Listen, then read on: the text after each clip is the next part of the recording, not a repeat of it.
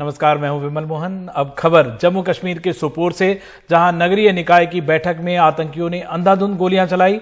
इस घटना में एक पुलिसकर्मी और एक पार्षद की मौत हो गई है। पुलिस सूत्रों के मुताबिक जैसे ही पार्षद यहां बैठक के लिए जमा हुए, आतंकियों ने ताबड़तोड़ फायरिंग की।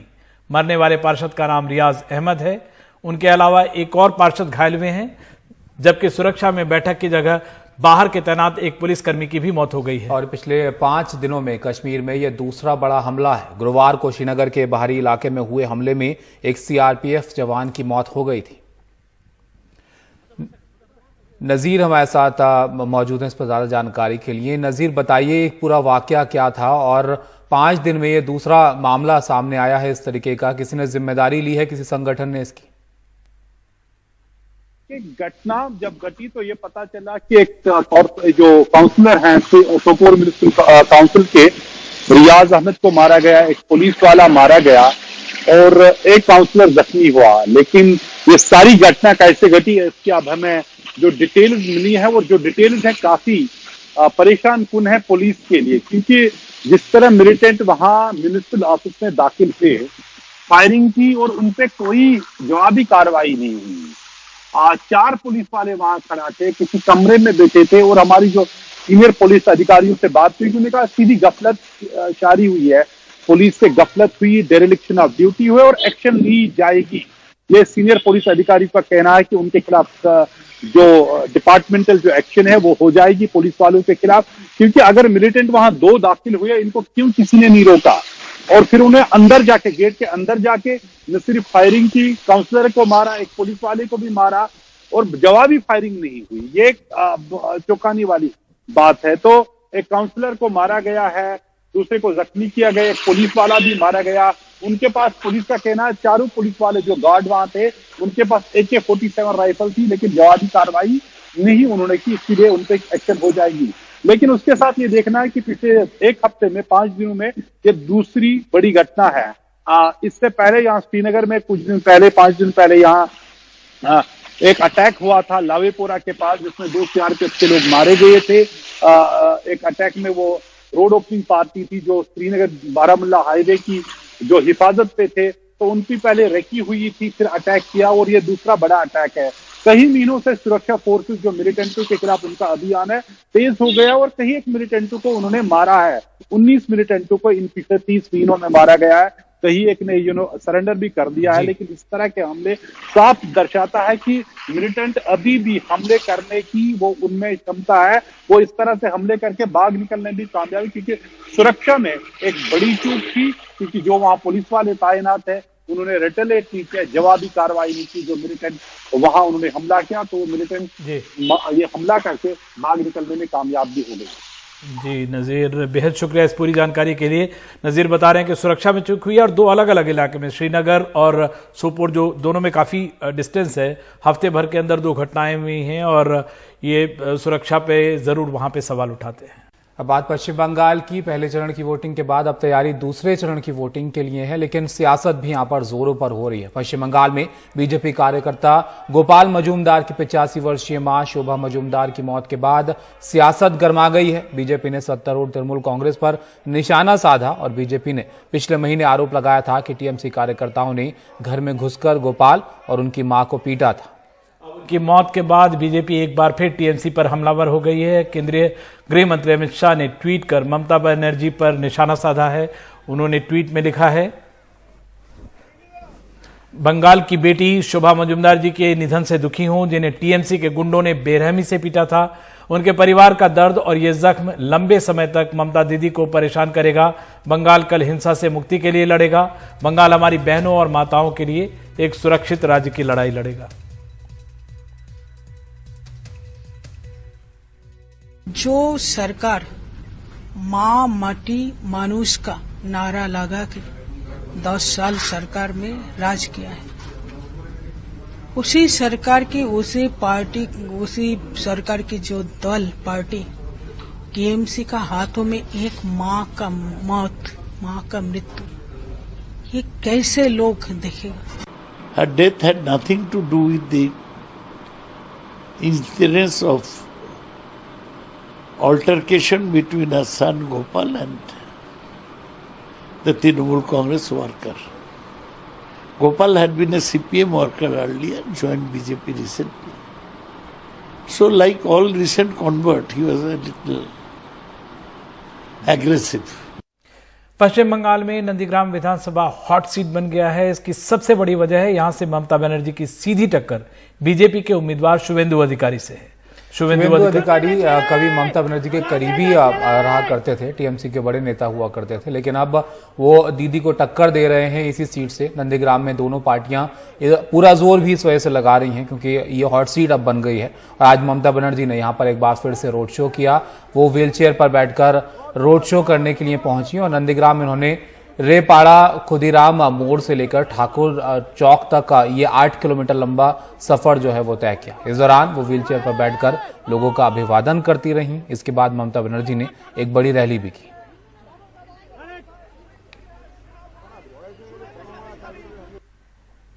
दादा बसते पारे की हैं, चलो हाँ तो यहाँ पर थोड़ा सा राहत थोड़ी सी मिलती हुई क्योंकि दीदी तो व्हील चेयर पर आ गई। वीआईपी मूवमेंट हम लोगों को मिल नहीं पाता, तो दादा के साथ उनसे गुजारिश करके थोड़ा सभा की तरफ चलने की कोशिश कर रहे हैं जहां पर उन्होंने, क्योंकि बहुत कड़ा मुकाबला है नंदीग्राम में जहां वो फंसी हुई हैं। लेफ्ट की भी जो युवा उम्मीदवार है मीनाक्षी मुखर्जी, उन्होंने भी एक कड़ा मुकाबला देने की कोशिश की है। सड़क के दोनों तरफ वैसे आप यहाँ पे ठाकुर चौक में जो रेपाड़ा से उन्होंने शुरू किया है, तृणमूल कांग्रेस के सपोर्टर्स देख सकते हैं और वो नारे लगा रहे थे जोर शोर से, खेला होबे, क्योंकि बीजेपी का नारा है असल परिवर्तन यानी असली परिवर्तन, सोनार बांग्ला, तमाम तरह की इस तरह की नारेबाजी चल रही है। लेकिन अभी अगर आप यहाँ देखेंगे तो यहाँ दीदी का जो सभा स्थल है यहाँ पर ठाकुर चौक में बिल्कुल पास में आ गया है। इसीलिए अब हमें अपने सारथी का साथ छोड़ना पड़ेगा और वापस इधर जाने की कोशिश करेंगे। आपको दिखाते हैं कि क्या तैयारी है यहाँ पर तृणमूल के कार्यकर्ताओं की, और कितने सारे ऐसे कटआउट्स आप देखेंगे बीजेपी और तृणमूल कांग्रेस के। हालांकि लेफ्ट की जो उम्मीदवार हैं वो लंबी चौड़ी रैलियां नहीं कर रही हैं, लेकिन पद यात्रा से लोगों से वो पहले दिन से ही मिल रही हैं।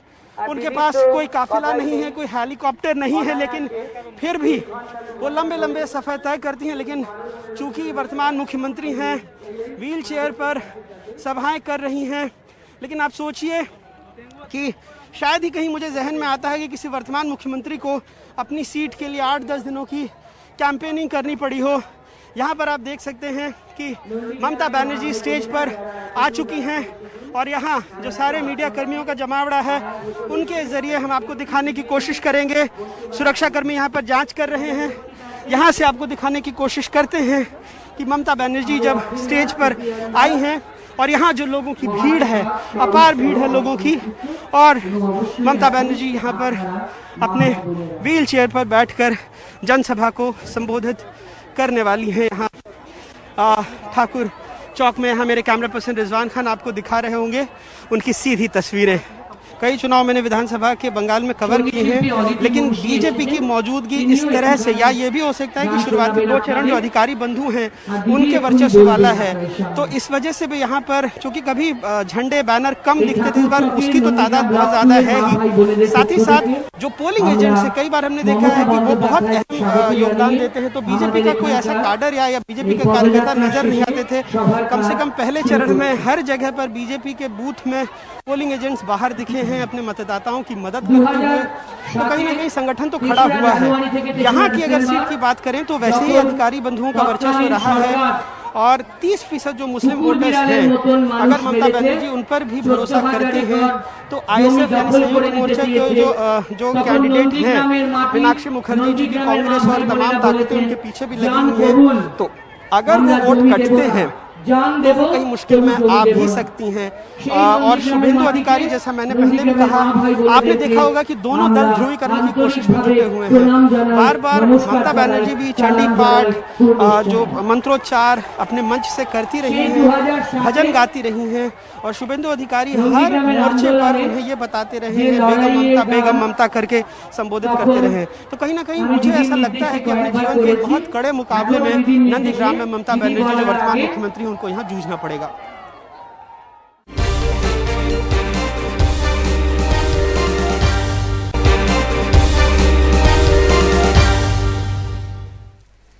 एनसीपी सुप्रीमो शरद पवार की तबीयत बिगड़ने की खबर है। उनको ब्रिज कैंडी अस्पताल में जांच की गई है, जिसमें जांच में गॉल ब्लैडर में परेशानी का पता चला है। जांच के बाद अस्पताल से घर लौटे पवार 31 मार्च को फिर अस्पताल में भर्ती होंगे। पहले एंडोस्कोपी होगी और फिर होगी सर्जरी।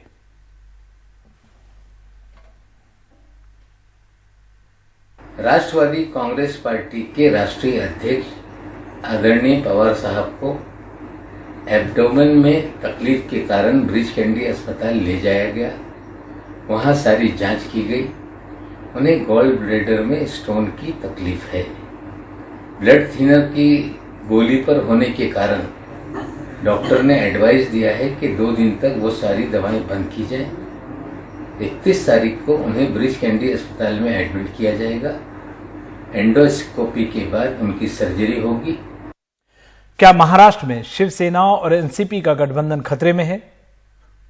ये सवाल जी कई सारे सवाल इसको लेकर खड़े हुए, क्योंकि गृह मंत्री अमित शाह और एनसीपी प्रमुख शरद पवार की मुलाकात की अटकलें जो हैं वो सामने आई। हालांकि एनसीपी ने ऐसी किसी भी मुलाकात की बात से इनकार किया है और इसे अफवाह बताया। अमित सर, आप कल अहमदाबाद में थे। कुछ ऐसी रिपोर्ट्स आ रही हैं कि शरद पवार जी और प्रफुल्ल पटेल जी दोनों सब चीजें सार्वजनिक नहीं होती है।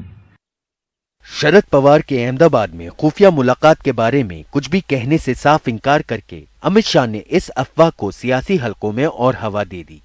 महाराष्ट्र विकास अघाड़ी बनाने के पीछे शरद पवार की बड़ी भूमिका रही है और पिछले कुछ दिनों से एनसीपी और शिवसेना के बीच तनाव की खबरें आने लगी हैं। वैसे इन खबरों को दोनों दलों ने बीजेपी की साजिश करार देते हुए सरकार को कमजोर करने का आरोप लगाया।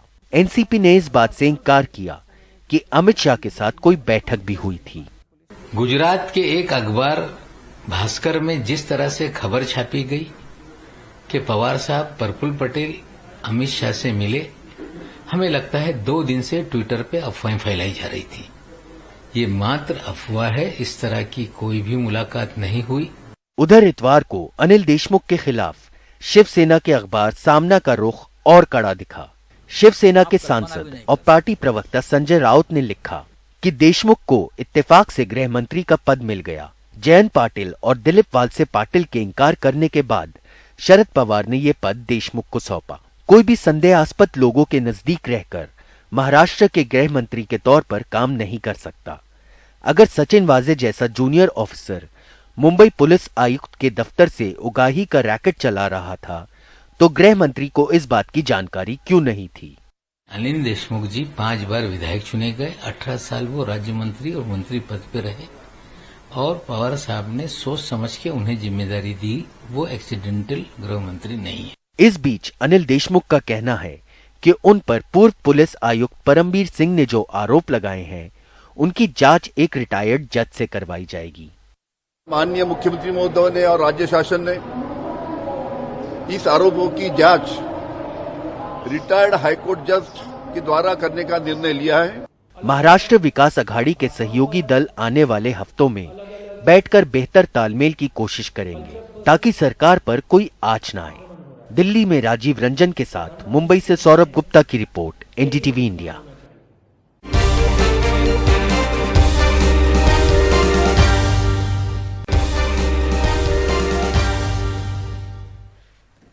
भारत में कोरोना के मामले तेजी से बढ़ रहे हैं। पिछले 24 घंटे में 68,020 नए मामले आए हैं, जबकि 24 घंटे में 291 लोगों की मौत भी हुई है। और पिछले 24 घंटे में यहां 32,000 से ज्यादा मरीज ठीक हुए हैं, लेकिन जो नए मामलों की रफ्तार है वो लगातार चिंता को बढ़ा रही है। देश में अभी कोरोना के एक्टिव मामले 5,21,000 से ज्यादा हैं। देश में अभी तक 6 करोड़ 5 लाख से ज्यादा लोगों का वैक्सीनेशन भी हो चुका है। लेकिन आप देखिए, पूरे देश में जितने मामले आ रहे हैं उसमें ज्यादातर जो कोरोना के नए मामले हैं वो महाराष्ट्र से ही हैं। और महाराष्ट्र में कोरोना टास्क फोर्स की बैठक में मुख्यमंत्री उद्धव ठाकरे ने कहा कि कोरोना प्रोटोकॉल का सख्ती से पालन नहीं हो रहा है, इसलिए लॉकडाउन की तैयारी करें। कोरोना के बढ़ते मामलों के चलते मंत्रालय और सरकारी दफ्तरों में आम लोगों के आने पर पाबंदी के निर्देश दे दिए गए हैं। बैठक में उद्धव ठाकरे ने यह भी कहा कि बढ़ते संक्रमण के चलते स्वास्थ्य सुविधाओं में कमी आ सकती है। महाराष्ट्र में 3,75,000 आइसोलेशन बेड हैं, जिनमें 1,07,000 भर चुके हैं।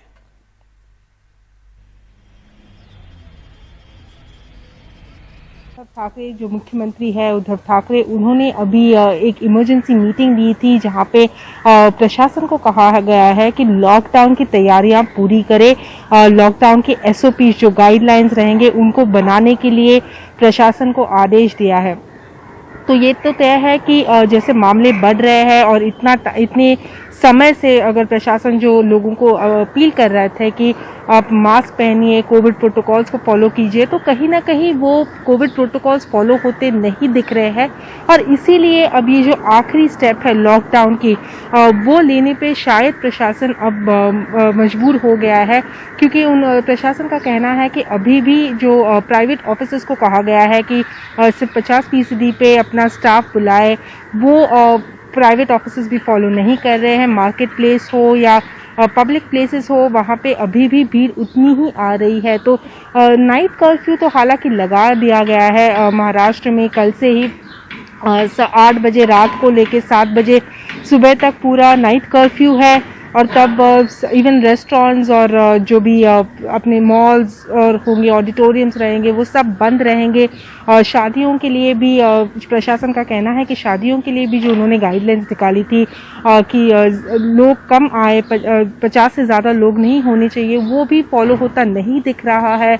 तो इसीलिए अब कहीं ना कहीं कड़क कदम उठाने के लिए प्रशासन मजबूर हुआ है और अब लॉकडाउन की तैयारियां करने के लिए मुख्यमंत्री उद्धव ठाकरे ने प्रशासन को कहा है कि आप अपनी एसओपीज गाइडलाइंस जो है वो तैयार कर लीजिए। तो कहीं ना कहीं ये संकेत है कि आने वाले कुछ दिनों में अगर मामले ऐसे ही लगातार बढ़ते गए तो लॉकडाउन महाराष्ट्र में फिर से हो सकता है।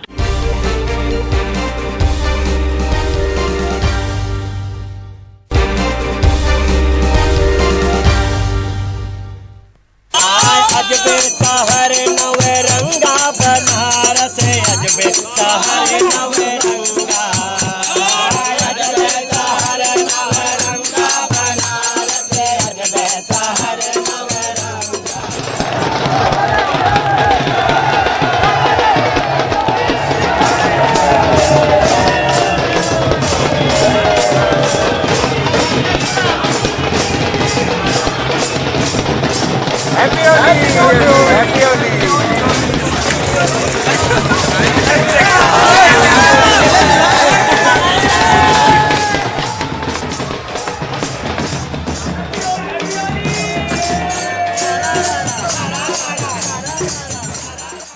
और दिल्ली और गाजियाबाद के बीच गाजीपुर बॉर्डर पर पिछले 4 महीनों से आंदोलन कर रहे किसान नाच गाकर होली मना रहे हैं। ढोल मंजीरे के साथ ये किसान पूरे जोश में हैं। हमारे सहयोगी परिमल कुमार ने किसानों की होली का जायजा लिया और किसान नेता राकेश टिकैत से बात की। टिकैत ने कहा कि अब यही उनका घर है, क्योंकि काफ़ी वक्त से किसान जो हैं वो सीमा पर प्रदर्शन कर रहे हैं, वहाँ पर मौजूद हैं और साथ ही उन्होंने कहा कि वो घर में ही होली मना रहे हैं। साथ ही होली के मौके पर उन्होंने सरकार को उनकी बात मानने की भी बात कही।